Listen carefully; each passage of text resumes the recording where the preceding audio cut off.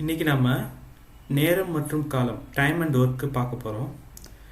முதல் கேள்வி, சரத் தனது பயணத்தை 8 மணி நேரம் பூர்த்தி செய்கிறார். அவர் பாதி தூரத்தை 90 km/h வேகத்திலும் மீதி பாதி தூரத்தினை 30 km/h வேகத்திலும் கடக்கிறார் எனில் இந்த பயணத்தின் நீளம் கிலோமீட்டரில் கூறுக. இதான் கேள்வி.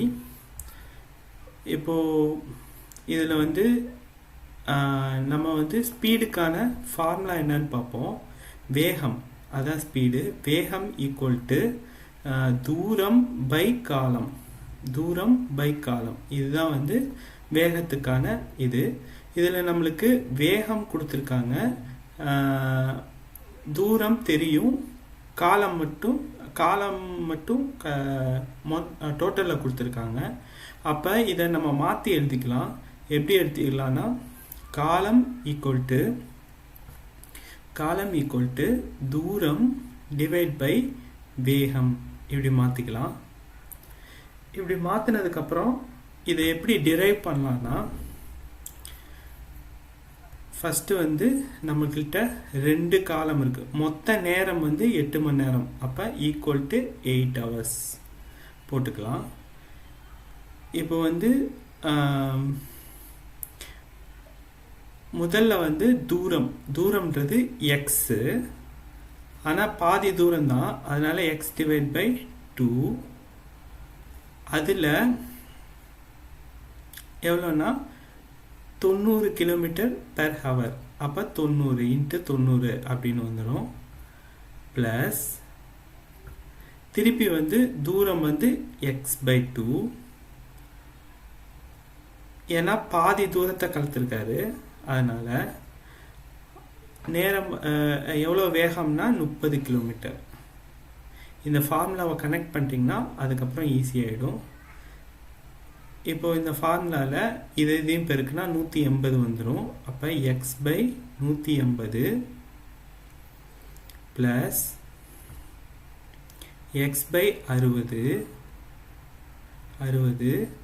ஈக்குவல் டு 8 மணி நேரம். ஸோ 60 போட்டுக்கிறேன்.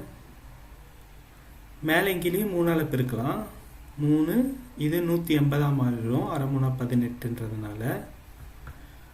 அப்போது கீழே சமமாக இருக்குது, மேலே கூட்டினா 4x ஈக்குவல் டு 8 ×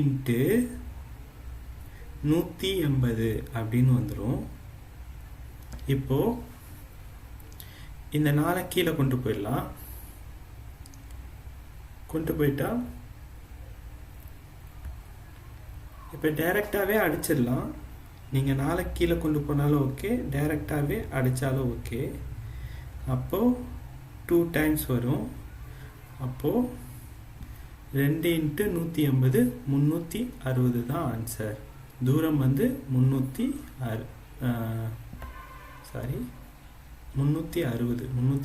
கிளிக் பண்ணிட்டேன். 360 தான் ஆன்சர். திருப்பி பாருங்கள்.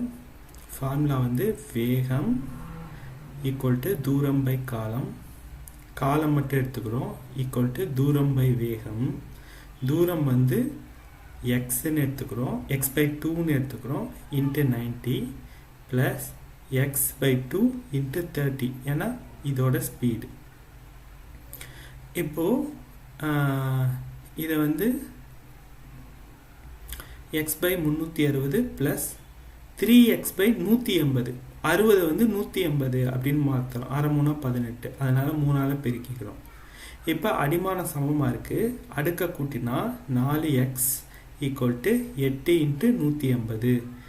அடிக்கிற பட்சத்தில் 4ஐயும் 8ஐயும் அடிக்கிற பட்சத்தில் 2 வரும். அப்போ 2 × 180ன்றது 360 ஆன்சர். நன்றி.